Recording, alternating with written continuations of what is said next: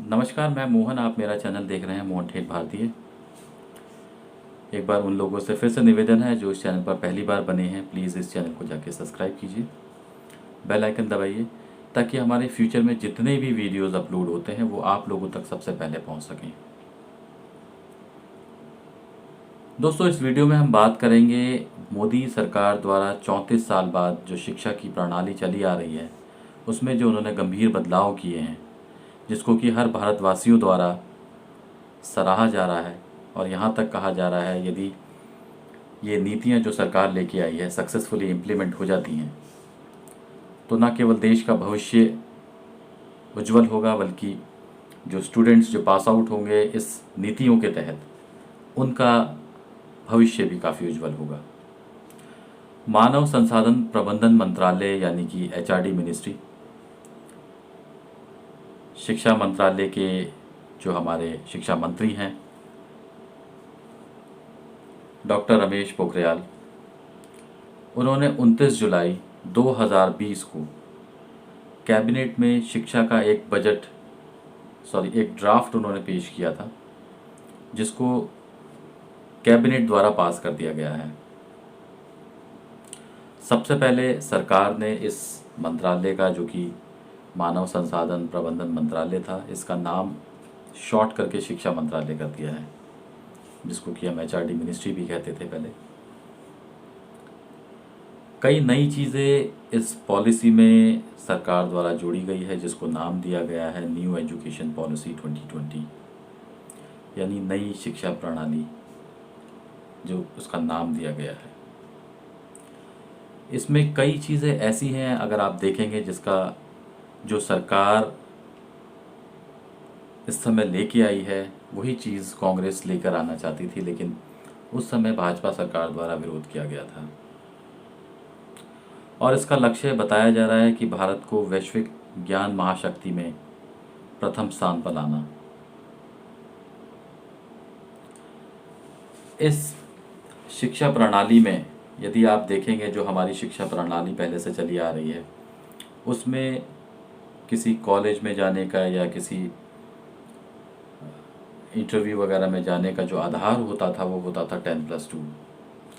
लेकिन अभी जो इस सरकार ने नया फॉर्मेट, जो नया पैटर्न लगाया है, वो लगाया है इन्होंने 5+3+3+4, यानी कि 15 साल टोटल जो शिक्षा के होंगे, जिसमें कि पहले 5 साल जो रहेंगे वो प्राइमरी एजुकेशन के लिए रहेंगे, प्राइमरी एजुकेशन के लिए। फिर 3 साल आपके प्रीपेरेटरी स्टेज रहेगा, 3 साल आपका मिडिल स्टेज, और जो लास्ट के आपके 4 साल रहेंगे वो सेकेंडरी स्टेज रहेगा।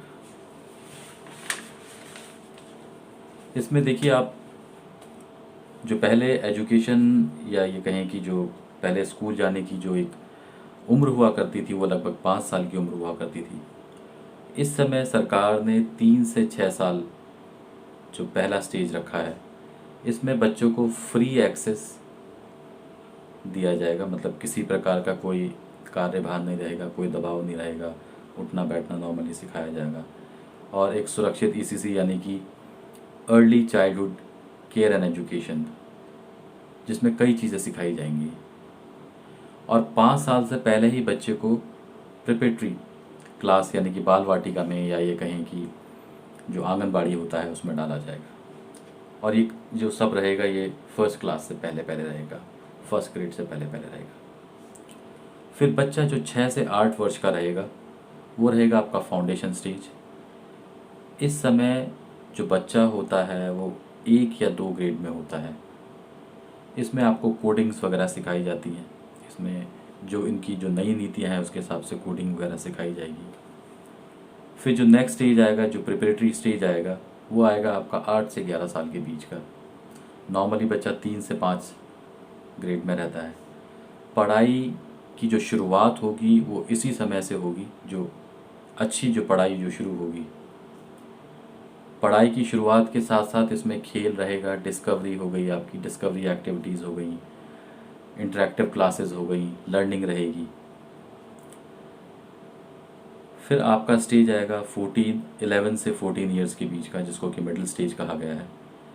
इसमें एक्सपेरिमेंटल लर्निंग रहेगी in science, mathematics, art, social science और ह्यूमैनिटीज़। इस स्टेज पे आके बच्चा सीखेगा।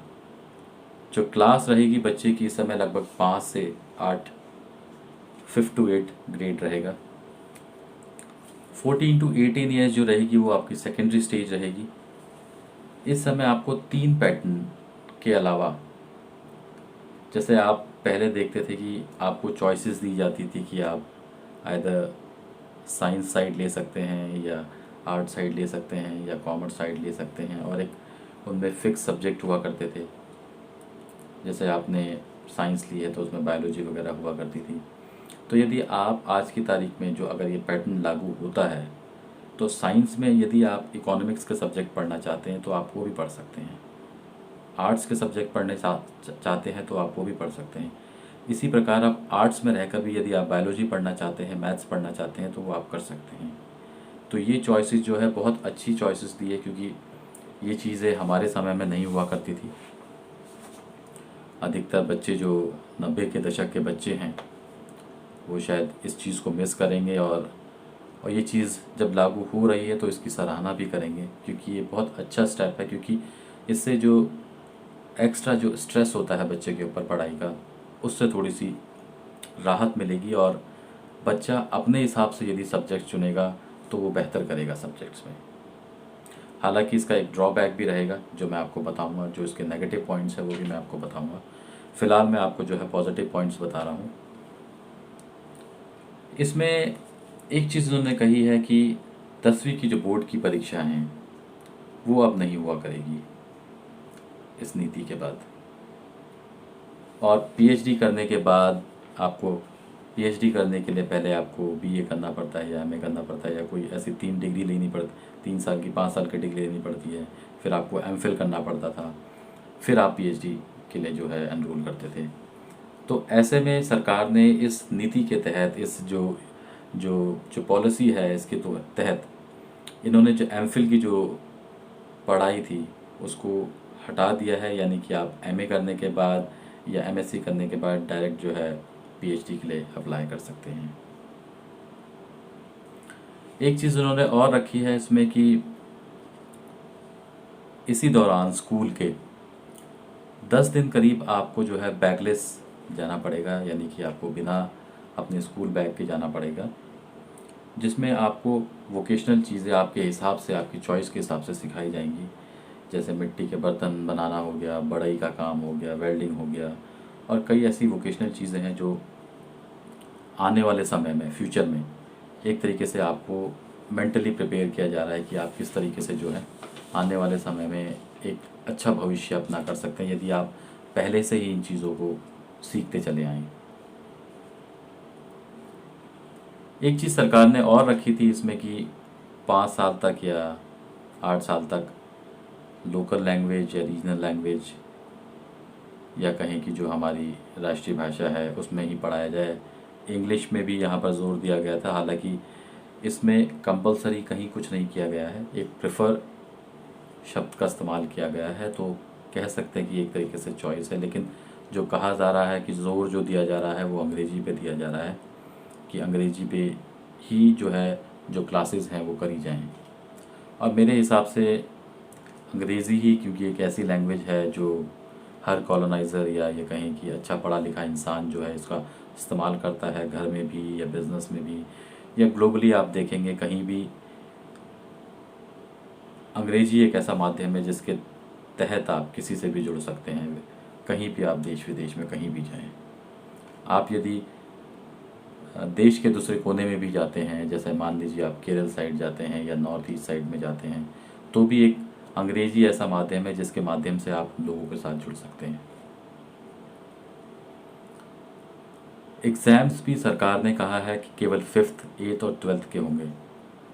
बाकी एक तरीके से स्टूडेंट जो है सेल्फ असिस्ट करेगा, अपने आप को असिस्ट करेगा, अपनी वो क्या प्रोग्रेस कर रहा है, टीचर्स आपको बताएंगी, और यहाँ तक कि आपके जो कोलीग्स हैं जो आपके साथ पढ़ने वाले हैं वो भी आपकी प्रोग्रेस रिपोर्ट को बताएंगी कि आप किस तरीके से क्या कर रहे हैं। हालांकि इसका अभी कोई फार्मूला भी तय नहीं हुआ है कि किस तहत ये कार्य होगा, लेकिन बताया जा रहा है कि इस तरीके से जो है सेल्फ असेसमेंट होगी और आपके टीचर्स, आपके जो कोलीग्स हैं वो आपको बताएंगे कि आप क्या प्रोग्रेस कर रहे हैं। और परीक्षा केवल 5th, 8th और 12th ग्रेड के लिए होगी। इसमें एक 12वीं पास करने के बाद एक अच्छी चीज़ जो रखी है वो रखी है इन्होंने मल्टीपल एंट्री एग्ज़िट प्रोग्राम। यानी कि यदि आप कोई डिग्री कर रहे हैं, आप मान लीजिए कोई इंजीनियरिंग डिग्री कर रहे हैं, आपने 1 साल का इंजीनियरिंग कोर्स कर लिया है, उसके बाद आपको समझ में नहीं आया, आपको समझ नहीं आता है, आपको लगता है कि शायद ये मेरे लिए कठिन हो रहा है, मैं इसको नहीं कर पाऊँगा, तो आप 1 साल के बाद इंजीनियरिंग से एग्ज़िट कर सकते हैं और आप दूसरा कोर्स कर सकते हैं। तो इस बीच आपका वो जो 1 साल आपने इंजीनियरिंग में दिया है वो साल आपका ख़राब नहीं होगा। उसमें आपके जो भी रिवॉर्ड्स होंगे वो आपके नेक्स्ट कोर्स जो होगा उसमें ऐड कर दिए जाएंगे। ऐसे ही सरकार ने कहा है कि जो आपकी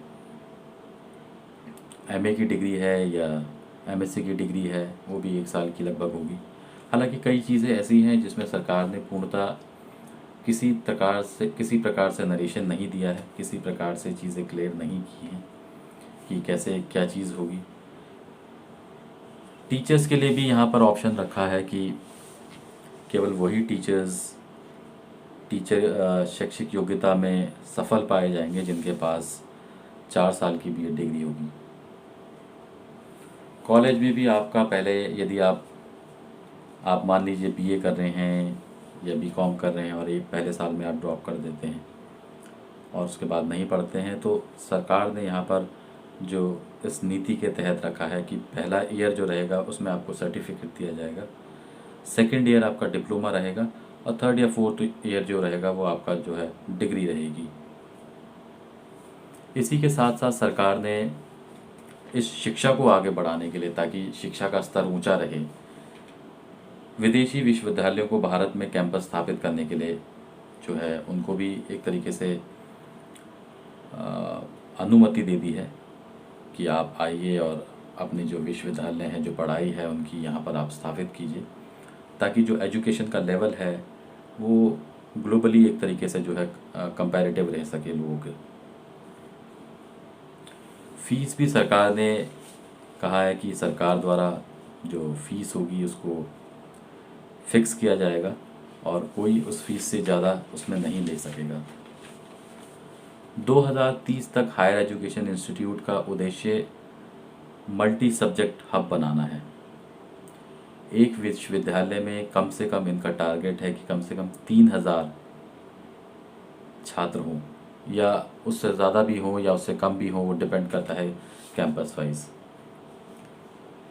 और इसीलिए सरकार ने जो पाठ्यक्रम है उसको एक तरीके से लचीला रखा है, ताकि जो भारतीय स्टूडेंट है वो किसी भी प्रतिस्पर्धा में सफलतापूर्वक अन्य देशों के साथ या एक राज्य का दूसरे राज्यों के साथ या किसी तरीके से जो है सफलतापूर्वक मुकाबला कर सके।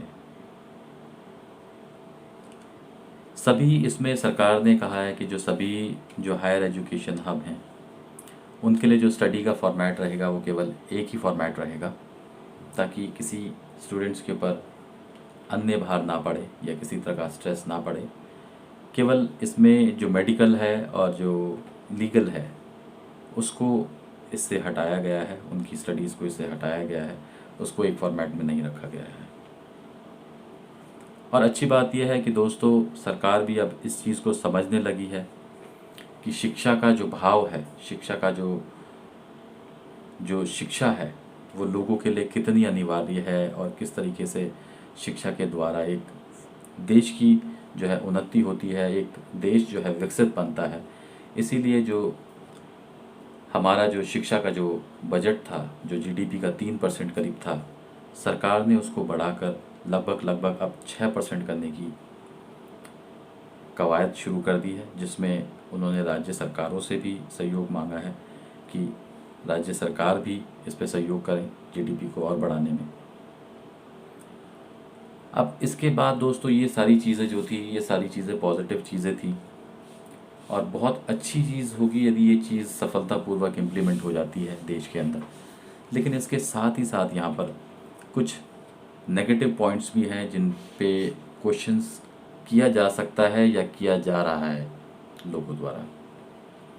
सबसे पहला मुद्दा जो आता है यहाँ पर भाषा का मुद्दा आता है।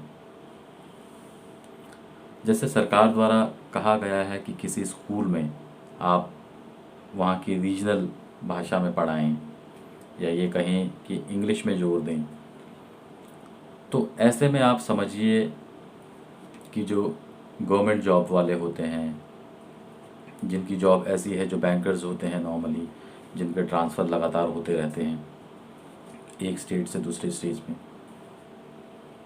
बिहार का स्टूडेंट यदि राजस्थान में ट्रांसफ़र किसी का होता है तो उसकी वहाँ की जो रीजनल जो मातृभाषा है उसको पकड़ने में थोड़ा समय लगेगा, और समय लगने का मतलब हुआ कि उसकी स्टडीज़ में उसका इफ़ेक्ट पड़ना शुरू हुआ। अंग्रेज़ी भी एक, जो सरकार द्वारा कहा गया है कि अंग्रेज़ी को भी एक ऐसी भाषा बनाएं जिससे कि पढ़ाई उसी भाषा में कराई जा सके, वो भी एक अपने आप में क्वेश्चन मार्क लगाता है। क्योंकि आप ये देखिए कि जो आपके जो अच्छे घर से आते हैं लोग, उनकी जो नॉर्मल लैंग्वेज होती है वो अंग्रेज़ी की लैंग्वेज होती है। एक गरीब बच्चा जो एक गरीब घर से आता है, कभी कभी समय ऐसा भी होता है कि उनको ढंग से हिंदी बोलनी भी नहीं आती है, हिंदी शब्दों का वो चयन भी नहीं कर पाते हैं। तो ऐसे में रीजनल लैंग्वेज को थोपना या अंग्रेज़ी लैंग्वेज को थोपना एक तरीके से ऐसे स्टूडेंट्स के लिए जो गरीब तबके से आते हैं, काफ़ी उनके लिए दिक्कतों का सामना कर सकती है, उनके लिए दिक्कत हो सकती है। इसमें जो बताया जा रहा है कि सब्जेक्ट्स की जो चुनाव आप अपने हिसाब से कर सकते हैं, या कहें कि मल्टी डिसिप्लिनरी के लिए आप देखिए, आपको पहले तो सबसे ज़्यादा अध्यापकों की आवश्यकता पड़ेगी। और आज के दौर में जो बीएड जो होते हैं वो काफ़ी कम है। बाकायदा कि जो आपके प्राइवेट स्कूल्स में जो टीचर्स हैं वो बिना बीएड के ही पढ़ाते हैं, लेकिन ऐसा नहीं है कि अच्छा नहीं पढ़ाते हैं, काफ़ी अच्छा पढ़ाते हैं। लैंग्वेज के हिसाब से यदि हम देखेंगे तो बच्चों में और आपके जो टीचर्स में, इसमें जो मोड ऑफ कम्युनिकेशन रहेगा वो क्या रहेगा। जीडीपी का जो सरकार कह रही है कि 6% हम चाह रहे हैं कि लोग राज्य सरकार सहायता करे इसमें, तो बहुत से ऐसे गैर बीजेपी शासित राज्य हो सकते हैं जो इसके लिए हामी ना भरें। क्योंकि जब इस तरह का बजट या कहीं जिस तरह का ड्राफ्ट जो तैयार किया गया है, उसमें जो राज्य सरकार है उनकी कोई भी किसी भी तरह का ऐसे सलाह मशवरा उनके साथ नहीं किया गया। इस ड्राफ्ट को पेश किया गया कैबिनेट में और उसको पास करवा दिया गया।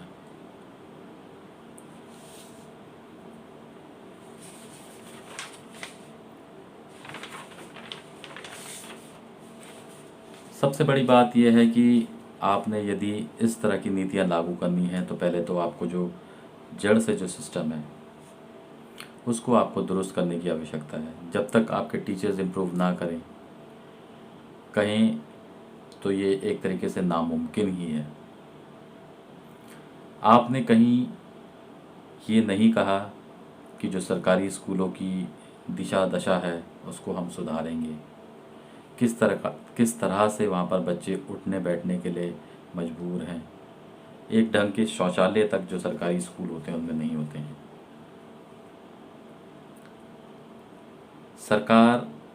सरकारी जो टीचर्स होते हैं उनको अच्छी खासी मोटी तनख्वाह देती है।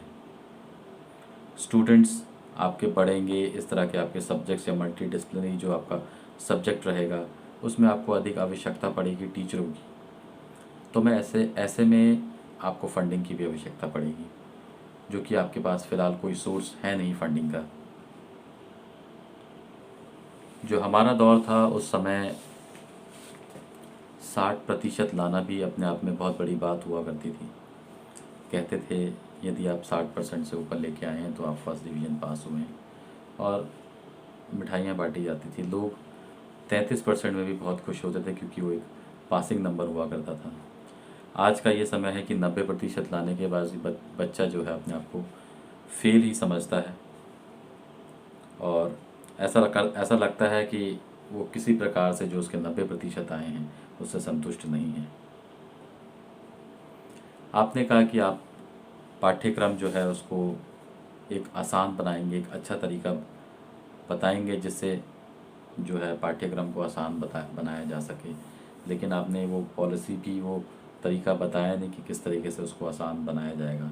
क्योंकि मेरा मानना है कि यदि बच्चों ने रट्टा मारना है, रट्टा मारने से अच्छा है कि बच्चे जो आप पढ़ा रहे हैं उसको समझें।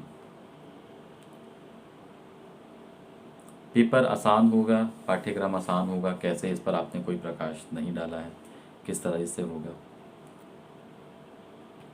अगर आप आसान करके ये कहते हैं कि हम बच्चों का स्ट्रेस हटाना चाहते हैं, तो इससे बेहतर ये होगा कि आप जो 12वीं का जो बोर्ड है उसको भी बंद कर दीजिए, और आप जो कॉलेजेस होते हैं उसमें आप एंट्रेंस रख दीजिए, एंट्रेंस एग्ज़ाम कर दीजिए। क्योंकि सारी चीज़ें आप देखिए बिल्कुल जलेबी की तरह हैं, एक छोर से आप स्टार्ट करते हैं और घुमा के फिरा के उसी छोर पे आके एंड कर देते हैं। 10 दिन बैग ना लाकर आप हफ्ते में या रोज़ कहीं, या जिस हिसाब से आपको सहूलियत लगती है उस हिसाब से आप एक पीरियड फिक्स कर दीजिए जिसमें कि आप ये वोकेशनल चीज़ें सिखा सकें। क्योंकि 10 दिन का गैप बहुत लंबा गैप हो सकता है, बच्चों का जो ध्यान है वो भटक सकता है, तो इसको आप छोटा भी कर सकते हैं। क्योंकि इरादे में आपके कोई नकारात्मकता नहीं है जो कि हम देख सकते हैं, लेकिन अमल में लाने में इसको अभी काफ़ी समय लगेगा। आपने जो कार्य किया है वो, सरकार ने जो कार्य किया है वो प्रशंसनीय है, पर समय लगेगा। स्कूल्स की जो प्रणाली है, जो शिक्षा प्रणाली है, उसको आपने पहले दुरुस्त करनी पड़ेगी, वरना आप समझिए कि यूपी की अनामिका शुक्ला की तरह कई ऐसी अध्यापिकाएं आपको मिलने जाएंगी जो एक स्कूल नहीं, करीब 10-10, 15-15 स्कूल में एक ही नाम से पढ़ाती हैं और अलग अलग तनख्वाह उठाती हैं, वो भी सरकारी। बाकी सब चंगा सी। धन्यवाद।